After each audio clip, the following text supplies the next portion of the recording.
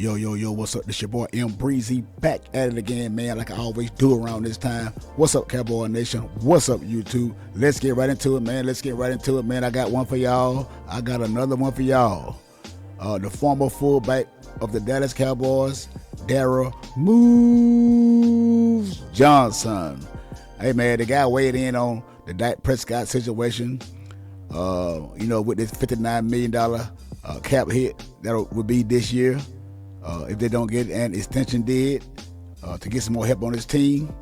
But we're going to let y'all listen to what Moose Johnson had to say about the situation. And I'm going to see if y'all going to call this guy a hater. And he's a Super Bowl winning fullback with the Dallas Cowboys with the Troy Aikman, Emmitt Smith, Michael Irvin, all these guys. This guy here is a real one. He would tell you straight up just like it is. He don't beat around the bush. So you Dak Prescott lovers, hey man, I try to tell y'all, it's not hating. It's called reality. It's the truth. There's nothing wrong with the truth. It don't hurt nobody. It might hurt some of y'all feelings, but the truth don't hurt nobody, man. So let's take a listen to this clip of Daryl Moose Johnson on what he had to say about when they asked him. Shout out to 105.3 The Fan, Sean Sharif, and RJ Chopping, and on The Fan. So let's dive right into this clip, man. Then we're going to come back with some commentary. Y'all already know how it go. It was everywhere that day. Moose Johnson here on The Fan. Where are you when it comes to Dak in the future and extending him and having him be the guy versus he just can't get it done in the postseason? Time to move on. Where do you stand with Dak as the future quarterback? I think you have to take a long, hard look at this one. He's had opportunities. I really thought the biggest one that he let slip through his fingers was last year in the divisional round against San Francisco. Down 8 with the ball in your hand.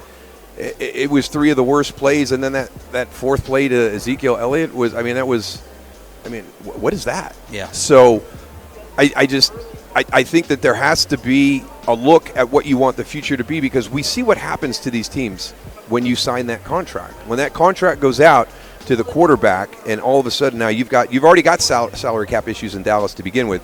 You've got big signings coming up. You've got to weigh everything. Mm-hmm. Will McClay's got to look out to that future and say, okay, who's coming down the road that we have to have moving forward on a big contract? Micah Parsons is going to command a huge salary, and what Nick Bosa did last year, that's going to be something that's going to be interesting to watch the conversation about. And then you're talking about a quarterback on top of that. You're going to have to. The more you sign players to those types of deals, the more important it is for you to have those guys perform in those big moments. And if they're not performing in those big moments, can you afford to shrink your cap down to 3, 4, 5 guys and then play with a supporting cast that you may have concerns about? Hey, man, there y'all heard it.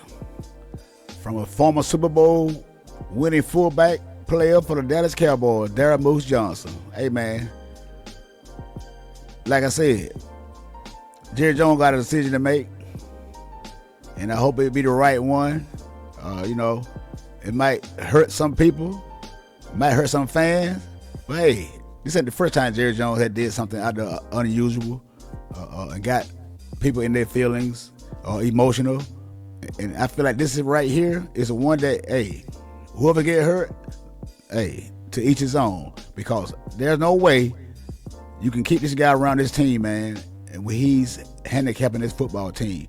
The quarterback, Rainy Prescott, and everybody know it, and everybody can't say it, because they had the Mark Lawrence on First Take yesterday, and they asked him about what do they think about Dak Prescott. And then he said he got the utmost confidence in Dak Prescott to try to take the Cowboys where they want to go. He can't. What do you want the guy to say? He can't say the wrong thing, man. Same thing they asked CeeDee Lamb in the Pro Bowl last week about him and Dak Prescott situation. So we know the guys are not going to try to, throw Dak Prescott under the bus, because that's a player's code, and they're not going to do that. But man, some people got to come to grips, man, with the truth, man. And Dak Prescott, we already know he's a good guy out the field. He's about to be a father. Congratulations to that.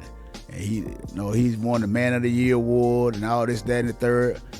We had no problem with Dak Prescott out the football field. Our problem with Dak Prescott is on that football field. We, as fans, we've been hungry for 29 years, man, to at least try to get to a Super Bowl. Hell, we can't even get to the championship game. You know how bad that hurt? You see all these teams, man, they're rebuilding around the Cowboys. The Eagles, they did it twice. Now the Commander they done stole off defensive coordinator and a couple of defensive system with him to the Washington Commanders. And you know, Kansas City Chiefs, Baltimore Ravens, these guys keep rebuilding. Man, Miami Dolphins, Detroit Lions, look at the Green Bay Packers. They're trying to rebuild again to come around us. You got all these teams, man, that's rebuilding, man. And look at the Cleveland Browns. Look at the Houston Texans with a rookie quarterback, C.J. Stroud. All these teams, man, is rebuilding, man, and we're still stuck in the same place, man. And we know that every year we know what our outcome is going to be. One and done. Just like Shannon Sharp said, when you go to Duke University, when they had Coach K there, you're one and done. Calipari out there in Kentucky, you go to that school, you're one and done. You're gone. Every time we go to the playoff, we're going to be one and done because our quarterback play. Now, I know defense is going to take some of the blame, but, hey, DeMarcus Lawrence, what he said yesterday on First Take about when they asked him what happened, he said they were tired. Now, he shouldn't have said that in front of the whole world that they were tired because every other team out here in the NFL played the same amount of games. But we all know that our defense was undermanned. We had small linebackers. We had Leonard Van Ness got hurt. Trayvon Diggs got hurt. And we were playing fast. We were blitzing all the time. We was a fast-playing defense. And, you know, you're going to get tired when you're playing fast that way. I can understand that. But I wouldn't have went on TV and said what he said because it's going to make it look like... See, that's the reason why people always got the Cowboy name in their mouth all the time because when players come out and say stuff like this here. You got Michael Paul, he's always in the news on his podcast saying crazy stuff. So that draws a lot of attention because you already know we're America's team. You already know, and they're going to pile on, and sometimes they're going to make it more than what it is. And it's their right because the Dallas Cowboy is a money-making machine. Now, I do understand, I do agree with DeMarcus Lawrence yesterday when he said that every game that the Cowboys play is a Super Bowl game. It's the truth. But why can't we match the other team's intensity if we already know that coming into the game?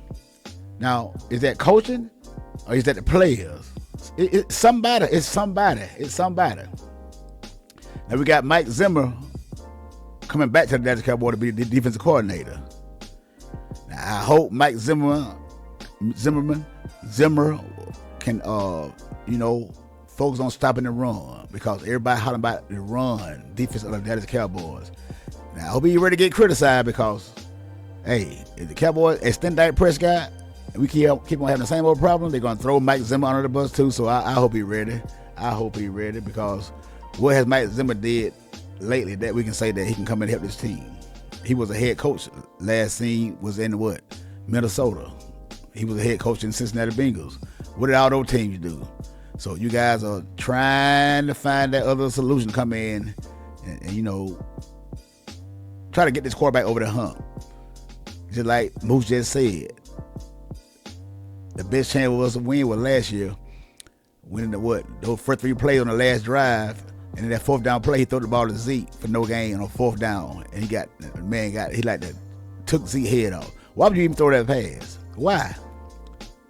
Man, the guy see those lights, man, the guy get afraid, man. And it just is what it is. And some people gonna call it like it is, and some people go, try to quote unquote be PC.